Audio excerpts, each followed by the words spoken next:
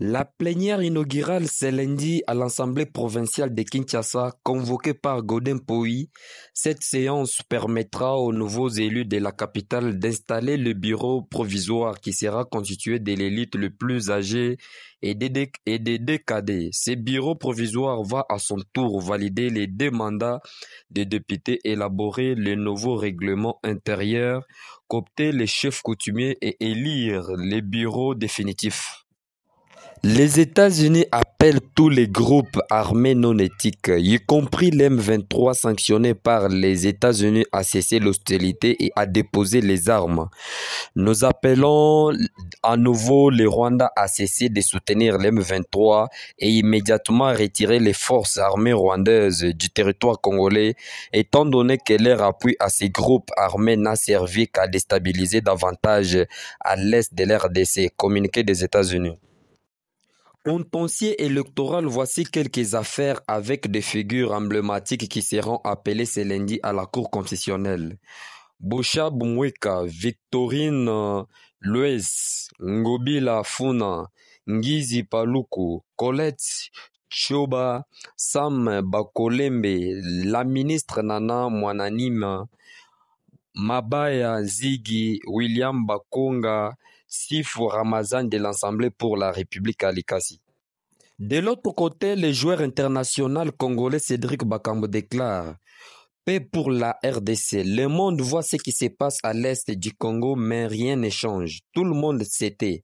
Avec ma fondation, j'essaye modestement de me rendre utile sur place, mais ce ne sera jamais assez. Priez, partagez, agissez pour nos frères et sœurs.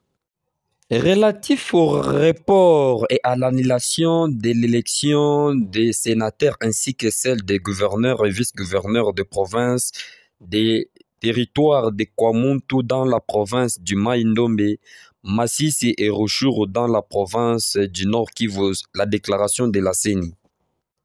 Le Conseil d'État, la plus haute juridiction de l'ordre administratif en RDC, a tranché contre le cumul des fonctions et des mandats. Cette décision fait suite à une requête du Premier ministre Jean-Michel Sama Lukonde qui avait demandé au Conseil de permettre à certains élus d'expédier les affaires contraintes et courantes en attendant l'installation du nouveau gouvernement.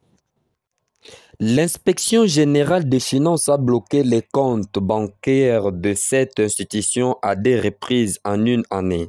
Dans une lettre ouverte publiée par nos confrères de la prospérité, un cadre de l'IDPS tire la sonnette d'alarme sur la gestion désastreuse des juniors Mata et conflit ouvert avec le PCA Christian Tanguila. À Lubumbashi, Moïse Katumbi déclare: nous n'avons pas le droit de jeter l'éponge face à des résultats médiocres dans tous les domaines de la vie nationale. Selon Peter Kazadi, au cours de la semaine qui s'achève, l'état d'esprit de la population était marqué par la satisfaction de la population consécutive à la bravoure des patriotes résistants Wazalendo qui ont repris le contrôle de la cité de Mwenso, occupée depuis 2 mois par le terrorisme M23 RDF dans la province du Nord Kivu.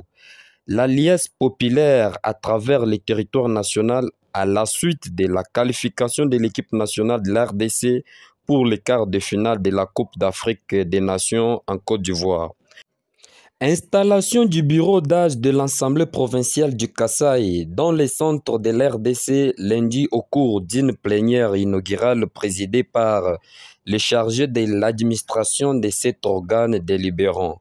Ce bureau provisoire a pour mission principale de valider les pouvoirs des députés provinciaux, d'élaborer les règlements intérieurs et d'organiser l'élection du bureau définitif, a déclaré Bruno Ngola, chef de l'administration de l'Assemblée provinciale du Kasaï. 28 400 décès dus au chikungunya, une maladie virale tropicale transmise par le moustique, ont été notifiés en 2023 en RDC, selon un rapport du ministère de la Santé publique. Malgré l'affluence de la population fuyant les affrontements entre l'armée et les terroristes du M23, l'administrateur du territoire Kayele dans l'est de l'RDC a demandé à la population de rester calme car la situation est sous contrôle des forces armées de la RDC à Minovo. Depuis vendredi soir, la cité de Minova a enregistré un nombre de déplacés, en majorité des femmes et des enfants en provenance des localités voisines de Chacha et de Kirochi suite à la menace de l'ennemi dans ces entités de la province du Nord Kivu, a déclaré Thomas Bakenga, administrateur du territoire de Kayele, Sud Kivu. Le projet d'urgence en éducation de l'Organisation des Nations Unies pour l'enfance, UNICEF en sigle, a appuyé 5036 enfants déplacés dans la ville de Baraka au sud Kivu. Dans l'est de la RDC, en fourniture scolaire et doté 16 écoles en Q pédagogique, didactique et réactif. Ce projet a ciblé des enfants pour permettre leur accès et leur maintien à l'école, a déclaré Emmanuel Tchibangu, le chargé de l'éducation de l'UNICEF. Les degrés d'attention des Nations Unies face à ce qui se passe en RDC continuent d'être extrêmement élevés, a déclaré Jean-Pierre Lacroix au sorti d'une séance de travail lundi à Goma avec le gouverneur intérimaire de la province du Nord Kivu.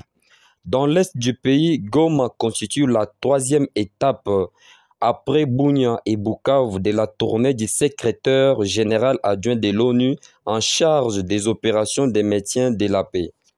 À Okatanga, plus précisément à Lubumbashi, le député provincial Jean Ladilas Oumba, âgé de 74 ans, a été désigné président provisoire de l'Assemblée provinciale du Haut-Katanga dans le sud-est de l'RDC à l'issue de la plénière inaugurale tenue lundi à Lubumbashi. Ses collègues Julien Kachanga Kalenga et Moïse Yamba, âgés tous de 31 ans, ont été également cotés pour l'accompagner de ses bureaux d'âge comme secrétaire. Contentieux électoraux. Début de l'audience foraine lundi à la Cour constitutionnelle de la RDC siégeant en matière de contentieux des résultats des élections législatives nationales où 45 affaires sont reprises sur l'excès des rôles. Plus de 350 femmes leaders de toutes les souches et couches sociales de la RDC se sont réunies pour réfléchir sur la question de leur positionnement pour la parité dans les instances de prise de décision. Lors d'une rencontre de lobbying organisée lundi à Kinshasa, après avoir réfléchi et analysé la situation sur les apports des femmes congolaises depuis la conférence des City jusqu'à ces jours, nous disons au chef de l'État que nous voulons aussi être représentés dans toutes les instances des reprises de décision. Ce n'est pas une faveur que nous demandons, mais c'est parce que les femmes ont des compétences pareilles que les hommes et on peut bien gérer ces pays, a déclaré Gilliane Lusenga, cadre du mouvement de plaidoyer et de lobbying de haut niveau pour la parité en RDC. Toujours à Kinshasa, plusieurs Congolais se rassemblent devant l'ambassade des États-Unis à Kinshasa pour exprimer leur mécontentement. Putis, les Américains ont une attitude complice envers